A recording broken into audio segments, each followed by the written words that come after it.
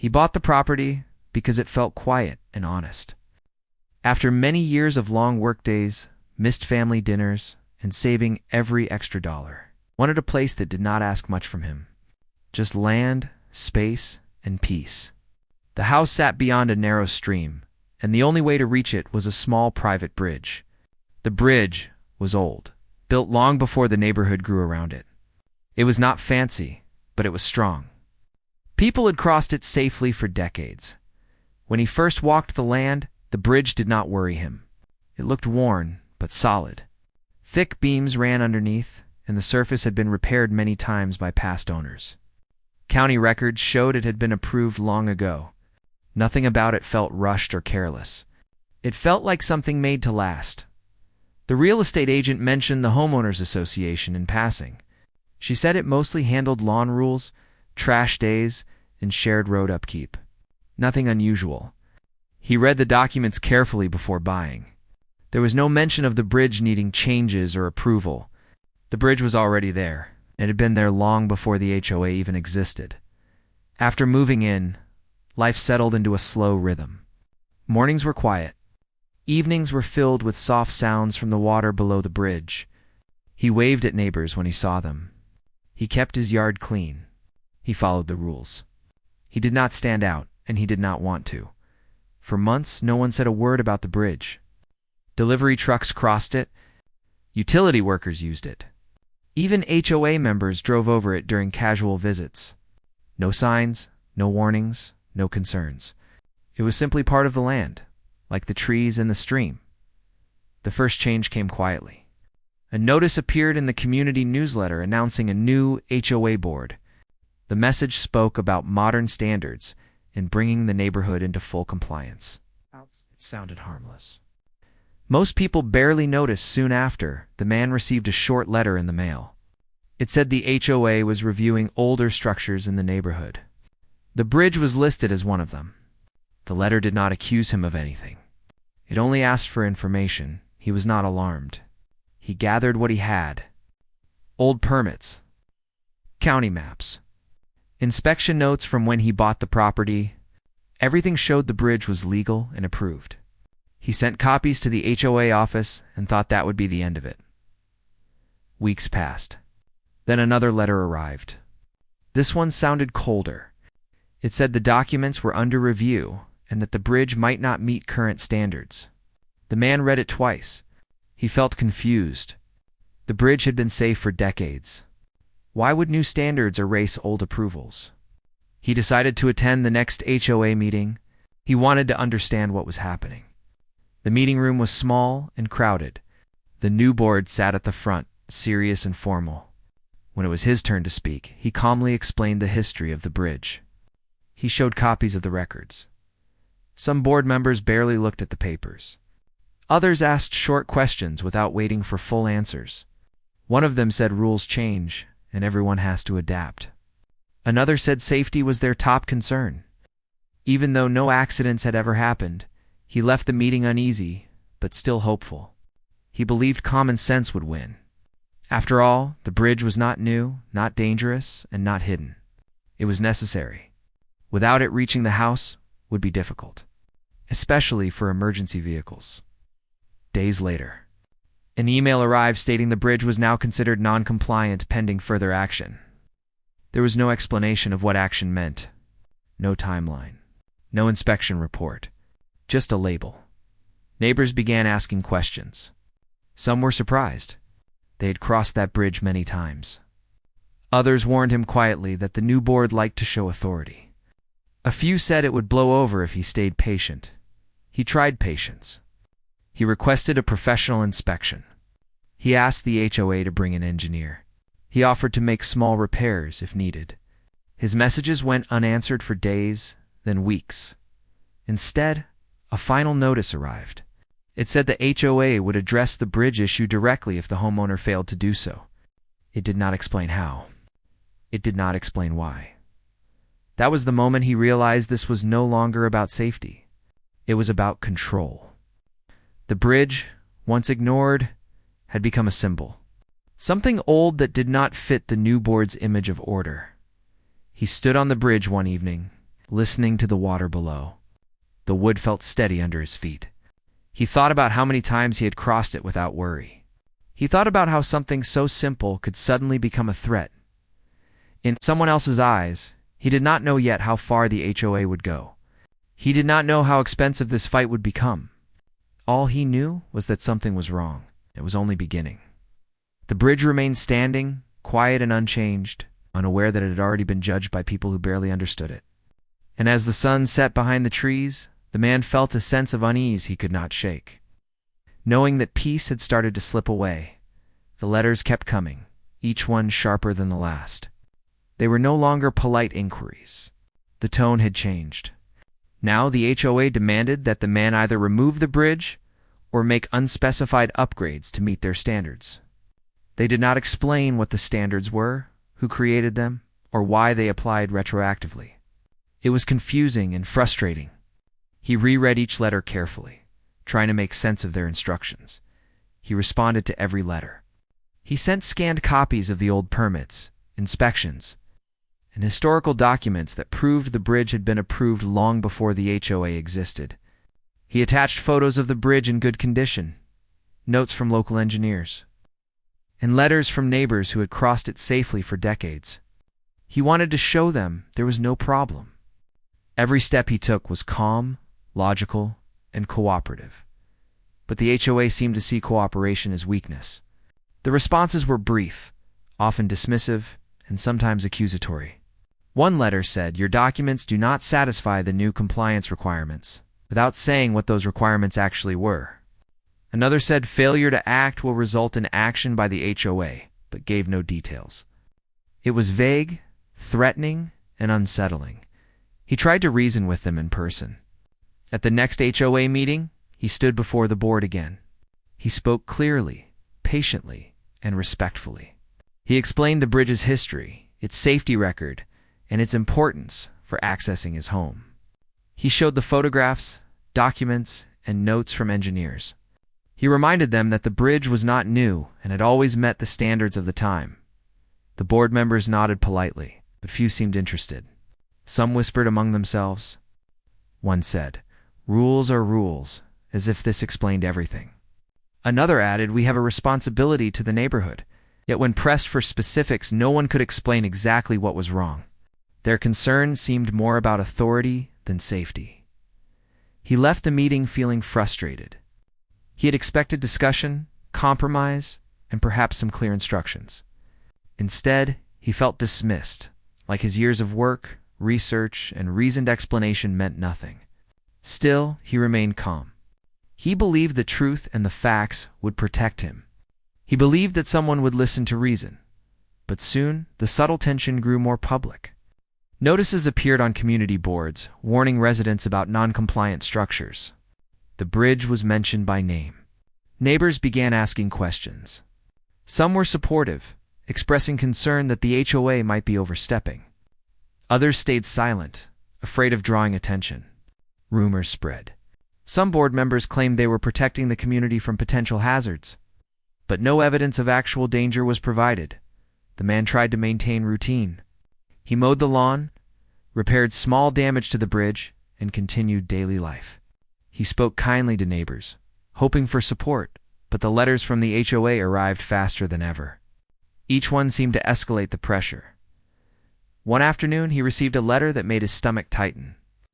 It said that if the bridge was not brought into compliance within 30 days, the HOA would take appropriate action, including removal. It was vague, but alarming. 30 days felt impossibly short given the complexity of legal documents, county regulations, and engineering reviews. He realized that they intended to act regardless of his cooperation. He reached out to a lawyer who specialized in property disputes. The lawyer advised him to document everything carefully, every letter, every conversation, every photo of the bridge. He began creating a detailed record, hoping to protect himself in case the HOA ignored the law. Meanwhile, the HOA seemed to enjoy exerting power. Board meetings became more formal and rigid. Rules were enforced unevenly. Some residents were fined for minor landscaping issues, while the bridge issue consumed nearly all attention. It was clear the focus was on demonstrating authority rather than solving any. Real problem. He began noticing small acts of intimidation. A board member would drive by slowly and take pictures. Notices were left on his doorstep with urgent warnings. Even casual neighbors seemed hesitant to speak openly. It was as if everyone had absorbed the tension, and the bridge had become a symbol of defiance. Whether he wanted it to be or not, despite the growing pressure, he refused to back down. He hired an independent engineer to inspect the bridge. The engineer confirmed what he already knew. The bridge was strong, safe, and compliant with historical and current safety standards. He submitted the engineer's report to the HOA, hoping that facts would matter. But the HOA ignored it. Another letter arrived, stating the engineer's report was insufficient and that the board's decision was final. They emphasized that they had authority to act on behalf of the community and that personal documents would not override their judgment. It was becoming clear that this was not about law or safety, but about control. Neighbors began speaking more openly. Some expressed concern, saying the board was making unreasonable demands. Others whispered that the HOA had a reputation for punishing anyone who challenged them. It was becoming clear that the bridge dispute was part of a larger pattern. The man realized he was not just defending a bridge. He was defending fairness and reason.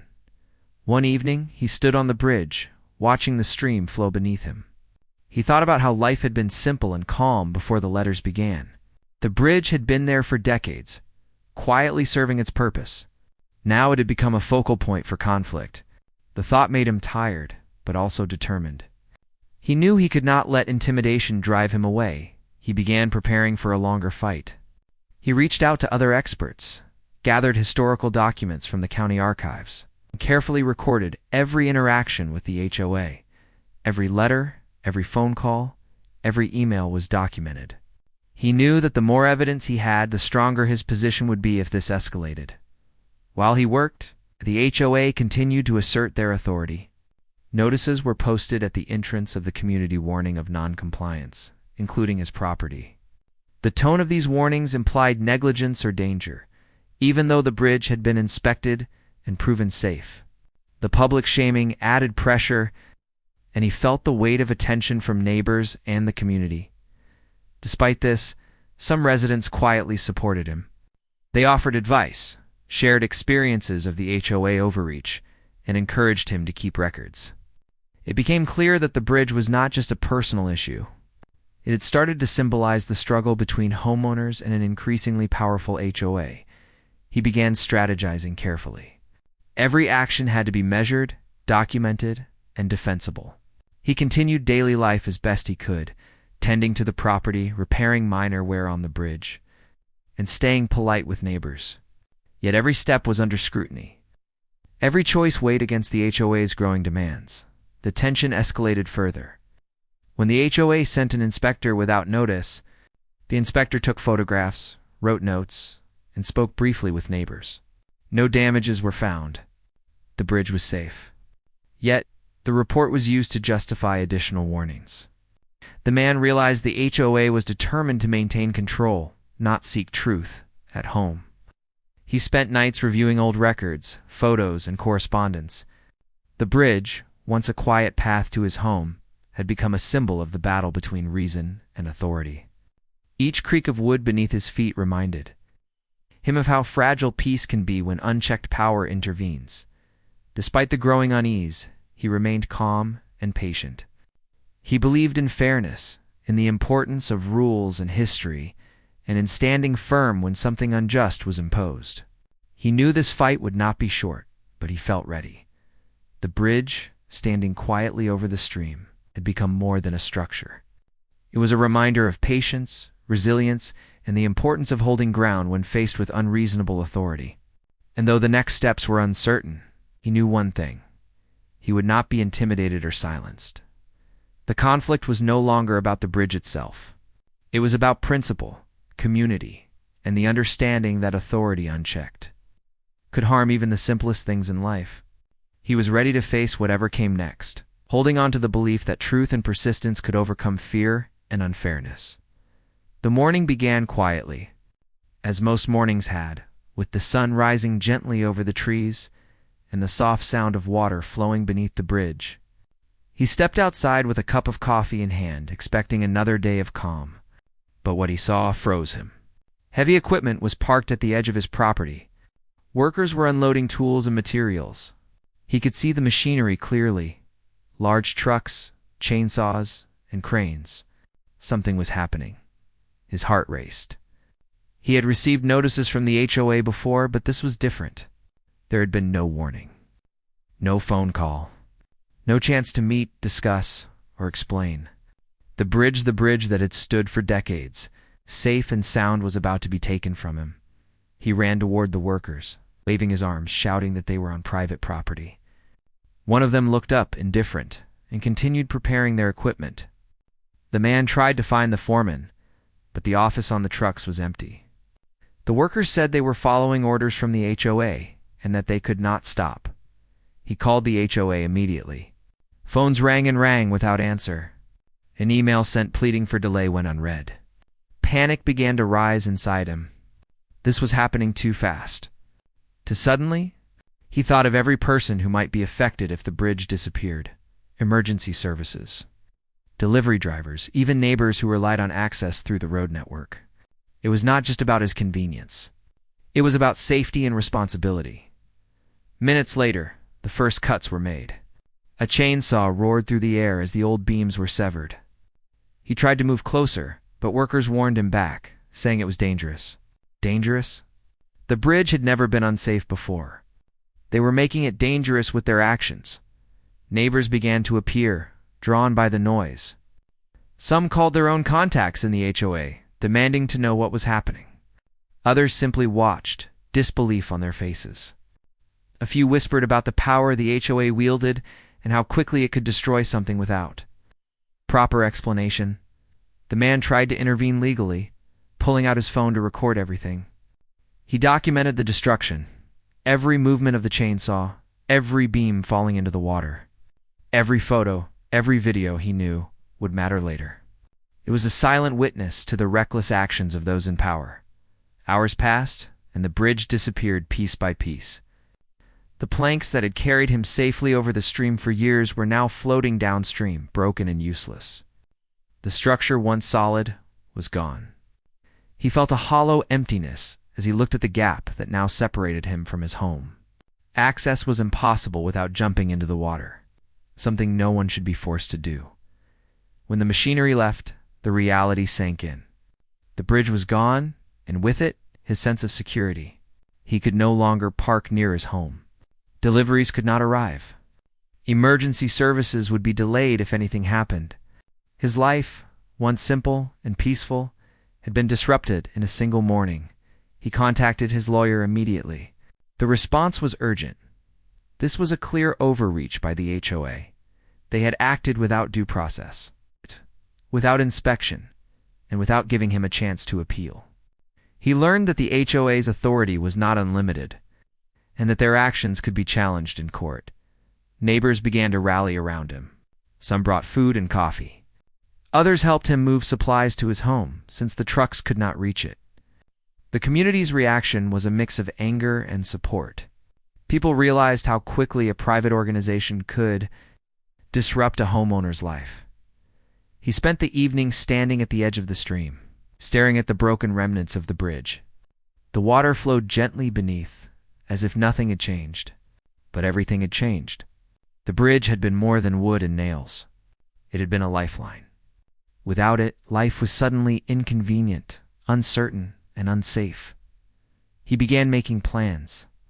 He would hire engineers, document the destruction, and gather evidence for legal action. He reached out to professionals who could rebuild the bridge, but also to those who could testify that the HOA had no right to destroy it. Every detail mattered.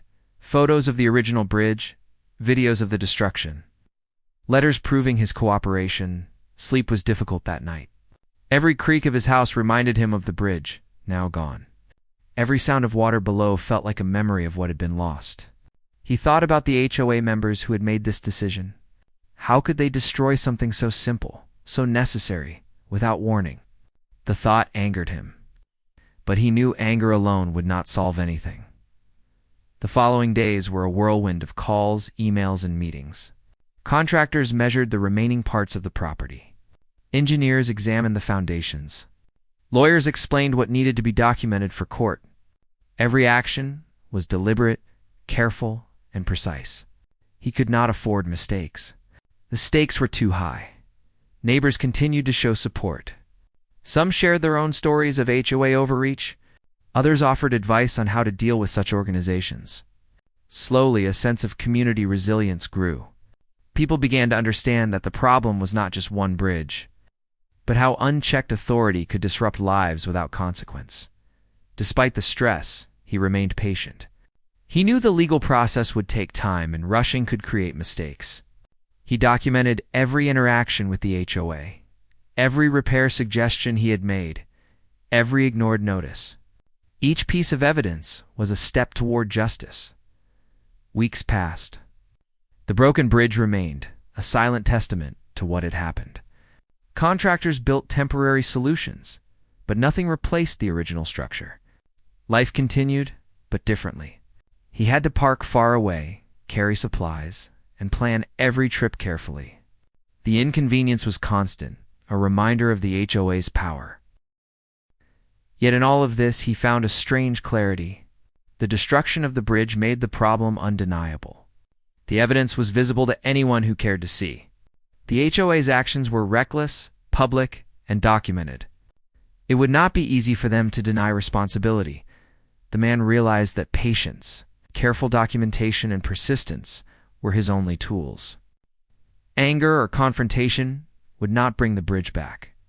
Only action within the law, supported by evidence and community, could restore what had been lost. He began preparing for the next stage, the legal battle.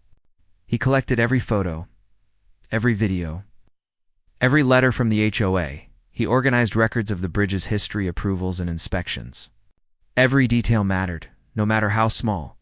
The bridge, though destroyed, had become a symbol of resilience.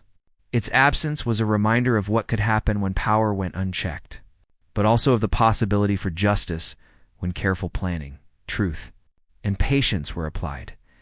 Even as he looked at the broken beams in the water, he felt determination grow. This was not the end. It was a beginning.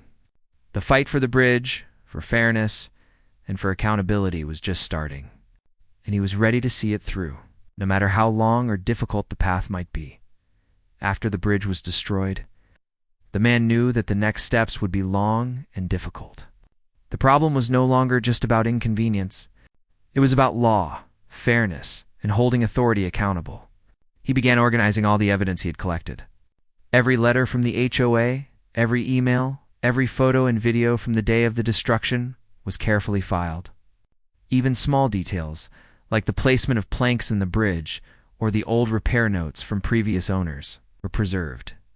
He reached out to a lawyer who specialized in property disputes and HOA conflicts. The lawyer explained that the HOA had acted without proper authority, ignoring both county law and the rights of homeowners. They could not legally destroy a structure that had been approved decades ago without due process. The man listened carefully, absorbing every word. He realized this was not just about one bridge. It was about setting a precedent for himself and other homeowners who might face similar situations. The first step was to hire independent experts. Engineers came to examine the remains of the bridge and the foundations that had been left behind. They confirmed that the structure had been safe and sound, well within historical and current building standards. Historical documents from the county archives were gathered to prove that the bridge had been officially approved decades before the HOA existed. Even neighbors came forward with testimony, confirming that the bridge had been used safely for generations. All of this created a growing body of evidence. But the man knew that evidence alone might not stop the HOA from claiming authority. He began preparing a detailed timeline of events, the initial letters, the ignored reports, the inspections, and finally, the destruction of the bridge. Every date, every document, every photograph was placed carefully into a record that could be presented in court. While he worked on gathering evidence, the HOA continued their actions. They sent additional letters, trying to justify what they had done. Some board members spoke publicly at meetings, claiming that the bridge had been a hazard, even though no accidents had ever occurred. They emphasized their authority and suggested that the homeowner had somehow failed to comply. It was frustrating to watch, but the man remained focused on facts, not rhetoric. Community support grew stronger. Neighbors shared stories of similar conflicts, some with less fortunate outcomes. They offered advice on how to approach legal action, shared contacts for engineers and attorneys, and even helped with the logistics of reaching the property now that the bridge was gone. The man realized he was not alone. The bridge had become more than a structure. It was a symbol for the community about standing up for what was right. The lawyer advised that they begin formal legal action. Notices were sent to the HOA, demanding accountability and the restoration of the bridge. They emphasized that the destruction had been illegal and that compensation would be sought. The HOA predictably rejected these demands. They maintained that their actions were within their authority. Ignoring the mounting evidence against them, court dates were set, and the man prepared himself for a lengthy battle. Depositions were taken from HOA board members, neighbors, and experts. Each statement reinforced the truth. The bridge had been safe, legal, and necessary. The destruction had been unnecessary, abrupt, and harmful. Internal emails from the HOA revealed careless and biased decision-making, showing that the board had acted out of power rather than concern for safety. Media tension began to grow as the story spread beyond the neighborhood. Local reporters were interested in the case because it highlighted the tension between homeowners and powerful organizations like HOAs. The man gave interviews, always focusing on the facts, the evidence, and the principle of fairness. He avoided personal attacks, understanding that the goal was to hold the organization accountable, not to escalate conflict. The process was stressful.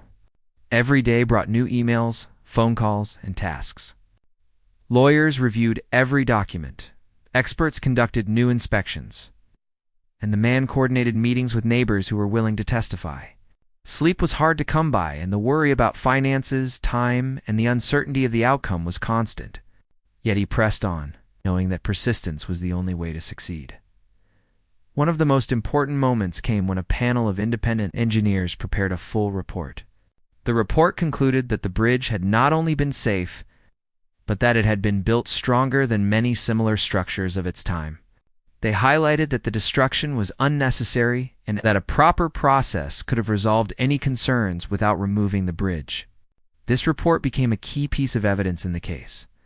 The man's attorney also discovered that the HOA had failed to notify other residents properly, had ignored their own rules about inspections and notices, and had acted with bias against him personally. Internal communications showed that some board members had discussed using the bridge issue as a way to assert control over him. This evidence was shocking but crucial. It demonstrated that the HOA had abused its power. As the case moved closer to trial, the man prepared to speak in court. He rehearsed his statements carefully, focusing on the facts and the injustice of what had happened. He knew emotions could run high, but clarity and calm were more powerful than anger. He also worked with neighbors who would testify, ensuring their accounts were consistent and accurate. The court proceedings were intense. Lawyers from the HOA tried to argue that the board had acted in good faith and within their rights, but every claim was countered with evidence, historical documents, expert reports, and testimony from neighbors. The story of the bridge, once simple and quiet, became a detailed account of a struggle between authority and individual rights. Throughout the process, the man remained human in his approach. He did not exaggerate or sensationalize. He focused on truth, fairness, and the principle that no one should destroy what belongs to someone else without reason. His persistence, careful documentation, calm determination became central to the story that unfolded in court. By the time the trial concluded, the evidence was overwhelming. The judge recognized that the HOA had acted recklessly and without authority. The bridge had been legal, safe, and necessary. The destruction had caused real harm, not just to the property but to the homeowner, his ability to live safely and normally. The decision was clear. The HOA would be held responsible. They were ordered to pay damages, legal fees, and restoration costs. The court emphasized that their actions had been unjustified and that accountability was essential. The man felt a deep sense of relief, but also reflection. This battle had been long and stressful, yet necessary. Through the experience, he learned the value of patience, preparation, and persistence. He saw the importance of evidence, community support, and legal guidance. The bridge had been more than a structure. It had been a lesson in standing firm against authority that oversteps its bounds. The destruction of the bridge had exposed flaws, biases, and misuse of power within the HOA. It had also brought neighbors together and highlighted the importance of accountability.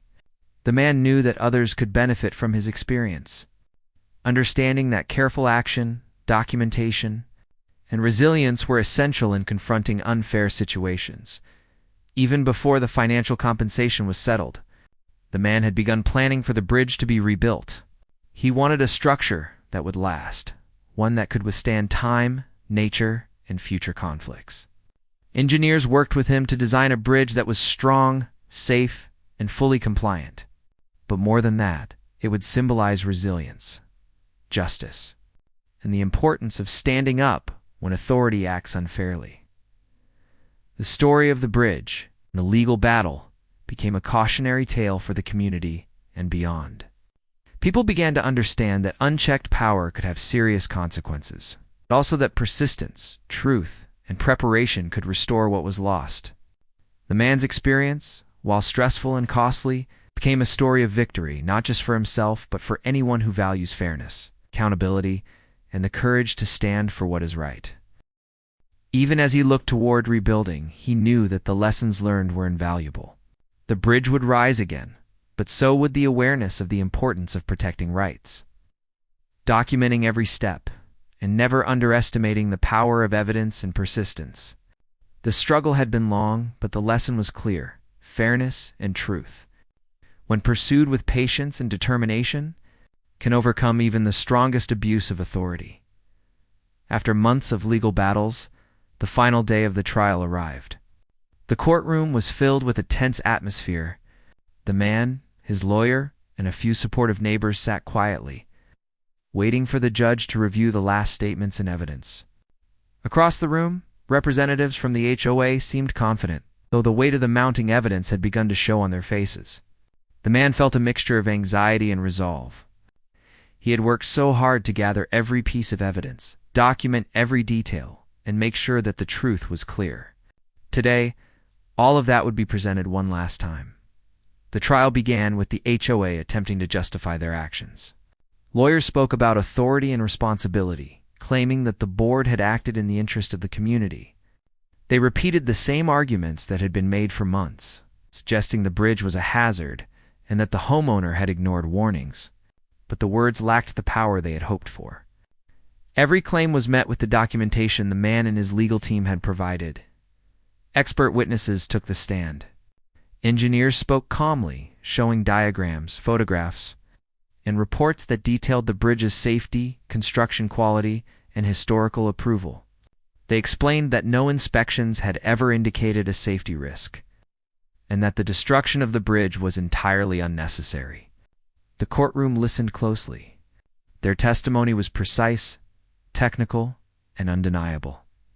Neighbors also spoke. They described the bridge, how it had always been safe, and how it had been an essential part of daily life in the neighborhood. They told stories of emergency vehicles crossing safely, children walking to friends' houses, and deliveries arriving without issue. Their voices were steady, filled with sincerity. It was clear that the HOA's portrayal of the bridge as dangerous was false. Internal communications from the HOA were also presented. Emails and notes from board meetings revealed that some members had discussed using the bridge as a way to assert authority, without concern for safety or legality. It was shocking, even to some in the courtroom, how little regard had been given to fairness or homeowner rights. The judge carefully reviewed every document, asking questions to clarify timelines and responsibilities. The man listened quietly. He had no reason to interrupt or argue.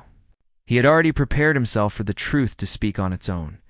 He had focused on careful documentation, not emotion. Each piece of evidence built a clear picture. The bridge was legal, safe, and essential. and the HOA had acted recklessly and unjustly. After all the evidence had been presented, the judge took a few moments to review notes. The room was silent, filled with anticipation. Finally, the judge spoke. The HOA had violated the homeowner's rights. The destruction of the bridge was unlawful and unnecessary. Compensation was ordered for the damage, including legal fees, the cost to rebuild the bridge, and additional damages to account for the disruption and hardship caused. The total amount approached $4 million. The courtroom reacted. Neighbors whispered in disbelief, some smiling in relief. The man felt a deep wave of emotion, relief, validation, and a quiet satisfaction that fairness had prevailed. The battle had been long and exhausting, but the principle had been honored. Authority had limits, okay? And overreach had consequences. The HOA board members were instructed to resign or face additional penalties. New rules were put in place to prevent similar abuses in the future. The community would now have guidelines ensuring transparency, accountability, and fair treatment for all homeowners. The man realized that this victory was not just for him, but for everyone in the neighborhood who might face unfair authority in the future. After the trial, attention turned to rebuilding the bridge. Engineers and construction teams were brought in. They designed a structure that was stronger than before, capable of lasting decades. The construction process was careful, deliberate, and precise. Neighbors often stopped to watch, offering support, advice, and encouragement. The man supervised the work closely, making sure every detail was perfect. The bridge rose again, a symbol not only of access, but of resilience and justice. Each plank, beam, and bolt represented months of struggle, patience, and persistence. The man felt a deep sense of accomplishment. He had not only reclaimed his property, but also restored a sense of fairness and accountability to the community. Life slowly returned to normal. Deliveries resumed, neighbors crossed the bridge safely, and the house felt accessible again. Yet the experience had left its mark. The man often reflected on the months of letters, meetings, and court proceedings. The struggle had been stressful, exhausting, and at times frightening. But it had also taught him lessons about patience, persistence, and the importance of standing up for one's rights. Community members often spoke to him, sharing their respect and admiration.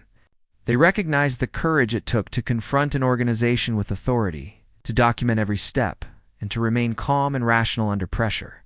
The man realized that by standing firm, he had not only won a personal victory, but it also strengthened the community's awareness of fairness, legality, and accountability. The financial compensation helped repair the damage and restore peace of mind. But the deeper lesson was the value of standing up against injustice.